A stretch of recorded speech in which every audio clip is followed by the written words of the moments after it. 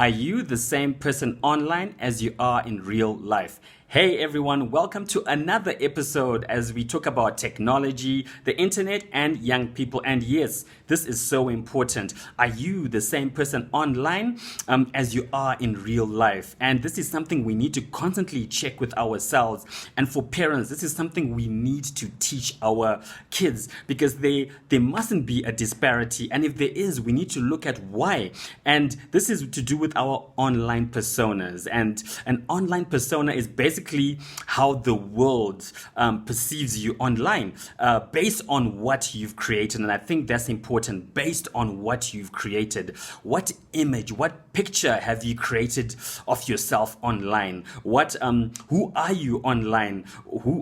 What's your character like? How do you speak? How do you dress? All these things are so important, and we need to dive into it. And I want to dive deeper and to say why and look into why there could be that disparity, because like I said, that disparity needs to close. We need to close that gap because we need to be the same person online compared to offline, right?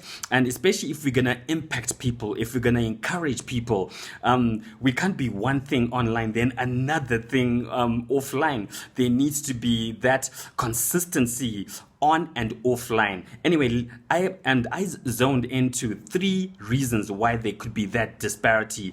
And the first thing is acceptance. And this is a big thing, especially, with everyone, right? We all want to be accepted. We all want to be loved.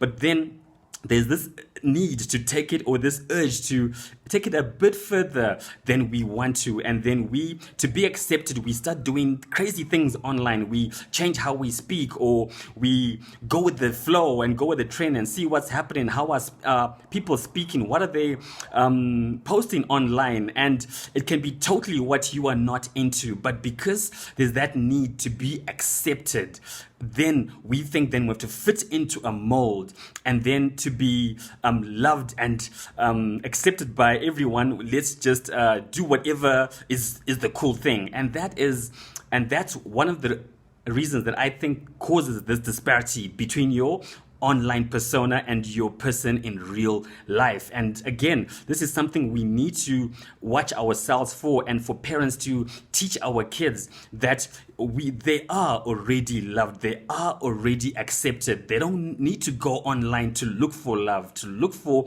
acceptance. And this is part of the problem, right? Where there's no love where they are currently in the physical domain. Let me just say that. And then they go out looking for these things, and we need to be very aware. Even with parents, as we love our kids, as we accept our kids, we need to make sure that they are founded in that love, that they know that they are loved and that they are accepted. And then the next thing that I want to speak on is comparison. And again, this is a huge thing. I would say young people, but it's for everyone. Comparison is a big thing. FOMO and all these things, right? Where we are missing out and we're trying to compare. So we see our idols or our superstars or the people that we follow online, and they seem to have such a perfect life. And then we try to follow what they do, right? And young people try to follow what they do, what they wear, what they're into, how they talk. But one thing you need to understand, first of all, is that all that you see online, especially with superstars and megastars and all these things, their personas are crafted. They are made so that they can be appealing, right? You don't see, let me not generalize. And there's very few people that we see online where they're being real, right? They're telling you about their struggles, or they had a bad day. I mean, this is your artists, your superstars, or whatever. But it's mostly you see the good side. And just to know that it is crafted, it is made, it is fabricated. And again, we need to understand that. And for parents, we need to teach our kids that and make them understand that. And so here we are, or here they are, trying to follow these perfect people and not even understanding that we are just seeing one-dimensional side of who they are, but we are three-dimensional, right? There are bad times, there are highs, and there are lows, and this is so important for us to understand. And then the last thing I want to touch on is that there seems to be no understanding that social media and the internet are just an extension of who we are.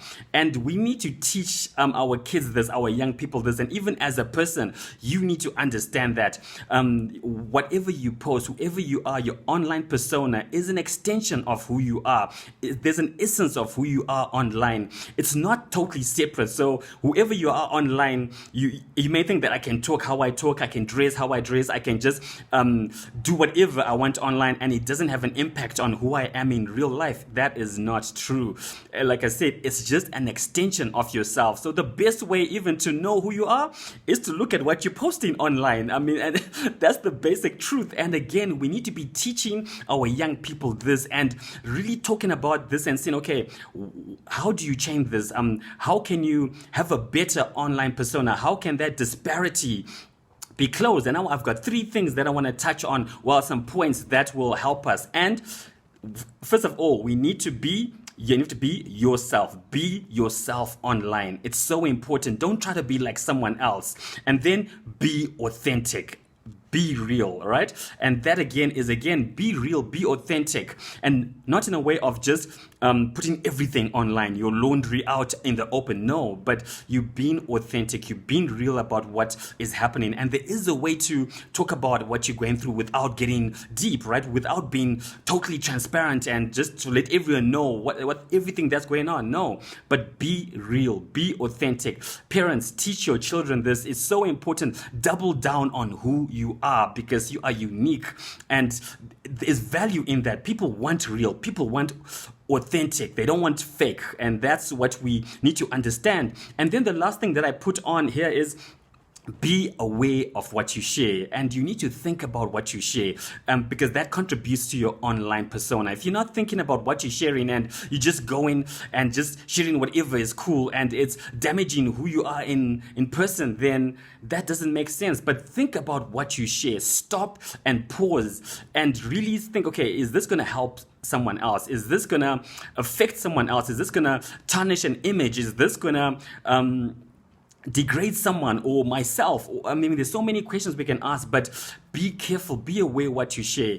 And yes, there is so much to share. I've gone, whoa, it's such a long thing, but there's so much to share. And I hope you've learned something here. And it's so important that who you are online needs to be the same person you are in real life. And with that, I've come to the end. Thank you for spending this little time with me and taking time out of your day to watch this. I will see you next week, and bye.